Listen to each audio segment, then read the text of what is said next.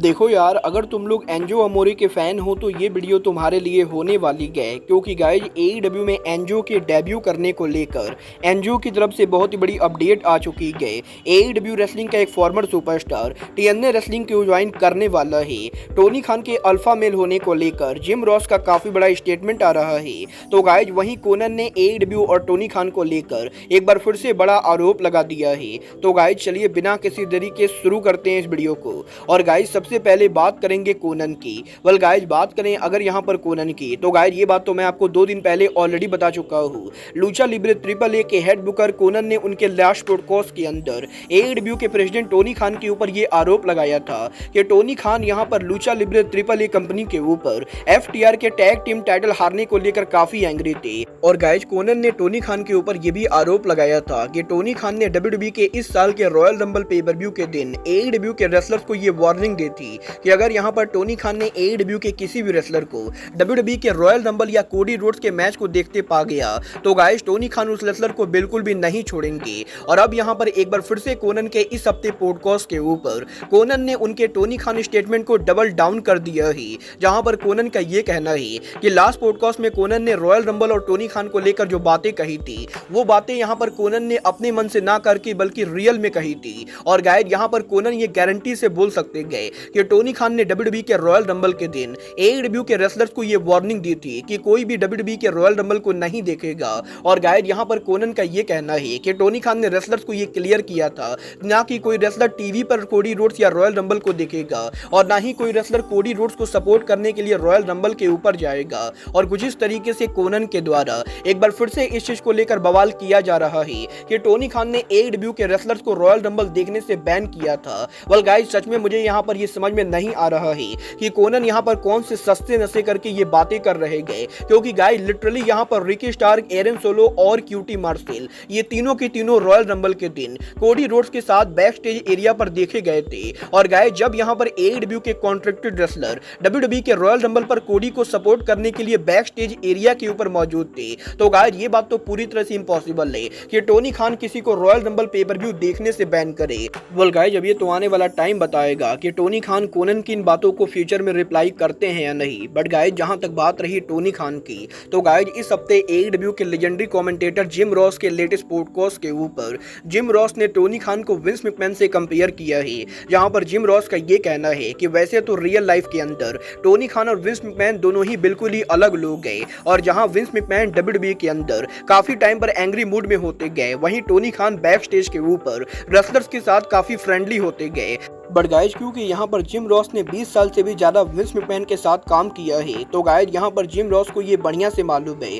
कि डब्ल्यूडब्ल्यूई के अंदर विंस मैकमैन हर चीजों को खुद कंट्रोल किया करते गए। और गाइज जब यहाँ पर विंस डब्ल्यूडब्ल्यूई कंपनी के क्रिएटिव हेड थे तो वो यहाँ पर डब्ल्यूडब्ल्यूई के हर चीजों को खुद अप्रूव किया करते थे, और चाहे डब्ल्यूडब्ल्यूई की स्टोरी लाइन हो या फिर डब्ल्यूडब्ल्यूई का प्रोडक्शन या मर्चेंडाइज, विंस यहाँ पर हर चीजों को खुद देखा करते थे। और वहीं अब एईडब्ल्यू के अंदर जब जिम रॉस 5 सालों से काम कर रहे गए, तो गाइज जिम रॉस ने ये सेम चीज टोनी खान के साथ नोटिस की गए, जहां पर एईडब्ल्यू के अंदर वैसे तो टोनी खान एईडब्ल्यू के हेड ऑफ क्रिएटिव गए, but guys head of creative होने के बाद भी टोनी खान एईडब्ल्यू के हर डिपार्टमेंट के अंदर इन्वॉल्व होते गए। और चाहे एईडब्ल्यू की मर्चेंडाइज हो या फिर एईडब्ल्यू का प्रोडक्शन, टोनी खान हर जगह पर पाए जाते गए। यहाँ पर जिम रॉस का ये कहना है कि विंस मैकमैन और टोनी खान दोनों के अंदर एक और जो बड़ी सिमिलरिटी है वो ये है कि दोनों ही सेकंड जनरेशन बिजनेसमैन थे, जहां पर विंस मैकमैन के फादर विंस मैकमैन सीनियर के द्वारा विंस को यहाँ पर डब्ल्यूडब्ल्यूई कंपनी बनाकर दिया गया। वहीं टोनी खान के फादर साद खान के इन्वेस्ट करने की वजह से एईडब्ल्यू कंपनी ओपन हुई।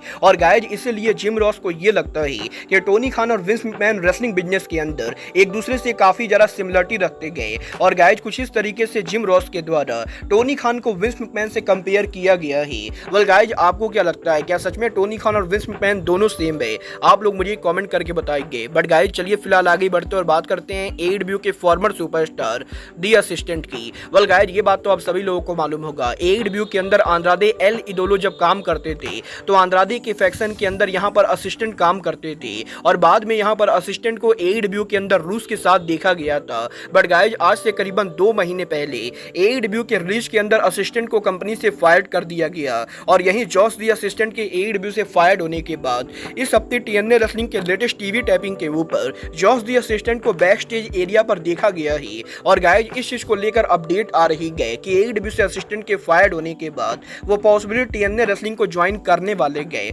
मतलब ये तो आने वाला टाइम बताएगा कि टीएनए यहाँ पर जॉस दी असिस्टेंट को कैसे यूज करती गए। बट गाइज जहां तक बात रही यूज करने की, तो गाइज ये बात तो हम सभी लोगों को मालूम है, एडब्ल्यू के अंदर जब से यहाँ पर सरिया ने उनका डेब्यू किया ही, एडब्ल्यू के अंदर उन्हें यहाँ पर काफी खराब बुकिंग मिली गई। और गाइज लिटरली पिछले 3 महीनों से एडब्ल्यू के अंदर हमें यहाँ पर सरिया का कोई मैच भी देखने को नहीं मिला है। और यही 3 महीनों तक एडब्ल्यू में कोई भी मैच रेसल ना करने के बाद अब फाइनली इस हफ्ते एडब्ल्यू के डायनामाइट शो के ऊपर सरिया यहाँ पर एडब्ल्यू पर रेसल करने वाले गए। और गाइज यही जब एडब्ल्यू के इस हफ्ते डायनामाइट शो के ऊपर एडब्ल्यू ने सरिया के मैच को अनाउंस किया, तो गाइज सोशल मीडिया के ऊपर काफी सारे लोगों ने सरिया को लेकर काफी सारे रूमर फैलाना शुरू किए, जहां पर कई सारे लोगों का यह कहना था कि एडब्ल्यू के अंदर पॉसिबली सरिया को लेकर बैक स्टेज पर कोई पॉलिटिक्स हो रही गए, जिसकी वजह से वो एडब्ल्यू के टीवी पर काम नहीं कर रही गए। तो वहीं काफी सारे लोगों का यह कहना है कि एडब्ल्यू के अंदर पॉसिबली सरिया की इंजरी की वजह से वो कंपनी पर काम नहीं कर रही गए।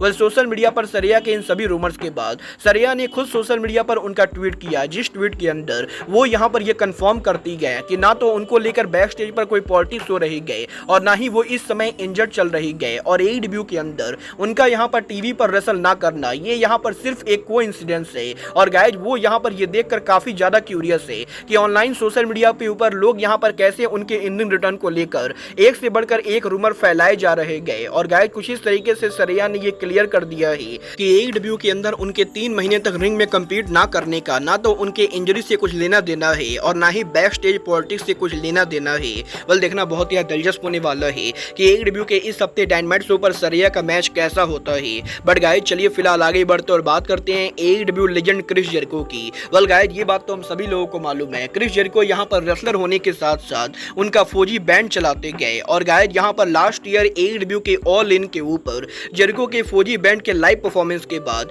एक बार फिर से जब एडब्ल्यू वेम्बले स्टेडियम में ऑल इन करने वाली गए, तो गाइज जेरिको यहाँ पर एडब्ल्यू के ऑल इन वीकेंड का फायदा उठाकर एक बार फिर से उनका फौजी शो करने वाले गए। और गाइज जेरिको ने ऑफिशियली ये अनाउंस कर दिया है कि यहाँ पर 25 अगस्त को एडब्ल्यू के वेम्बले में ऑल इन पेपर व्यू से 2 दिन पहले जेरिको यहाँ पर लंदन में O2 फोरम के अंदर उनका फौजी शो करेंगे। और गाइज जेरिको के इस फौजी शो के ऊपर एडब्ल्यू के वर्ल्ड चैंपियन सौरभ स्ट्रिकलैंड भी मौजूद रहने वाले गए। वेल गाइज देखना बहुत ही दिलचस्प होने वाला है कि जेरिको का ये फौजी शो कितना सक्सेसफुल होता है और जेरिको यहाँ पर O2 फोरम को सोल्ड आउट कर पाते हैं या नहीं। बट गाइज चलिए फिलहाल आगे बढ़ते और बात करते हैं डब्ल्यूडब्ल्यूई के फॉर्मर सुपरस्टार एंजो अमोरे की। वेल गाइज इस हफ्ते एंजो के लेटेस्ट इंटरव्यू के अंदर एंजो ने रेसलिंग बिजनेस में उनके फ्यूचर को लेकर बात की। जब यहाँ पर एंजो के इंटरव्यू के अंदर एंजो से ये पूछा गया कि क्या वो यहाँ पर डब्ल्यूडब्ल्यूई या एडब्ल्यू जैसी बड़ी कंपनी के ऊपर फ्यूचर में काम कर सकते गए, तो गाइज एंजो का ये कहना है कि एंजो के डब्ल्यूडब्ल्यूई को लीव करने के बाद वो यहाँ पर डब्ल्यूडब्ल्यूई से किसी तरह का कोई भी कॉन्ट्रैक्ट के अंदर नहीं गए और डब्ल्यूडब्ल्यूई के अंदर एंजो का रिटर्न होना लगभग आज के टाइम के ऊपर पूरी तरह से इम्पॉसिबल है। बट गाइज जहां तक बात रही एडब्ल्यू की, तो गाइज यहाँ पर एडब्ल्यू कंपनी के फाउंडेशन के बाद जब एंजो डब्ल्यूडब्ल्यूई से फायर्ड हुए थे, तो गाइज एक टाइम के ऊपर एंजो टोनी खान और एडब्ल्यू के मैनेजमेंट से कंपनी में आने को लेकर बात कर रहे थे। और जिस टाइम के ऊपर एडब्ल्यू के अंदर एंजो के farmer tag partner big cash का एडब्ल्यू पर डेब्यू हुआ, उसी समय एंजो अमोरे भी एडब्ल्यू कंपनी को ज्वाइन करने को लेकर बातें कर रहे थे। बट गाइज क्योंकि एडब्ल्यू के मैनेजमेंट ने एंजो को लेकर ज्यादा इंटरेस्ट नहीं दिखाया, तो गाइज इसीलिए एंजो ने एडब्ल्यू कंपनी को ज्वाइन नहीं किया। बट गाइज यहाँ पर एंजो का ये कहना है कि अब भी एडब्ल्यू के रेसलर और एडब्ल्यू के मैनेजमेंट के पास एंजो अमोरे का पर्सनल नंबर पड़ा हुआ है और अगर यहाँ पर एडब्ल्यू के मैनेजमेंट चाहे तो वो भी अब भी यहाँ पर एंजो को कॉल कर सकती गए, क्योंकि गाइज एंजो ये बिलीव करते गए कि वो यहाँ पर अगर एडब्ल्यू के टीवी पर अपीयर होते गए तो वो एडब्ल्यू के 90% रोस्टर्स के मुकाबले ज्यादा ड्रॉ करेंगे। और गाइज एडब्ल्यू के रेटिंग्स के अंदर एंजो के आने से काफी बड़ा इंपैक्ट पड़ेगा और इसीलिए अगर यहाँ पर एडब्ल्यू कंपनी एंजो को साइन करना चाहती गए तो एंजो यहाँ पर अब भी डिस्कस करने के लिए पूरी तरह से ओपन है। मतलब ये तो आने वाला टाइम बताएगा कि एंजो यहाँ पर एडब्ल्यू के ऊपर अपीयर होंगे या नहीं। मतलब आपको क्या लगता है, टोनी खान को एंजो अमोरे को साइन करना चाहिए या नहीं? आप लोग मुझे कमेंट करके बताएंगे। बट गाइज अब आज के इस वीडियो में बस इतना ही। मैं मिलता हूँ आपसे अपने अगले वीडियो में। बट गाइज तब तक के लिए good bye, good night and bang.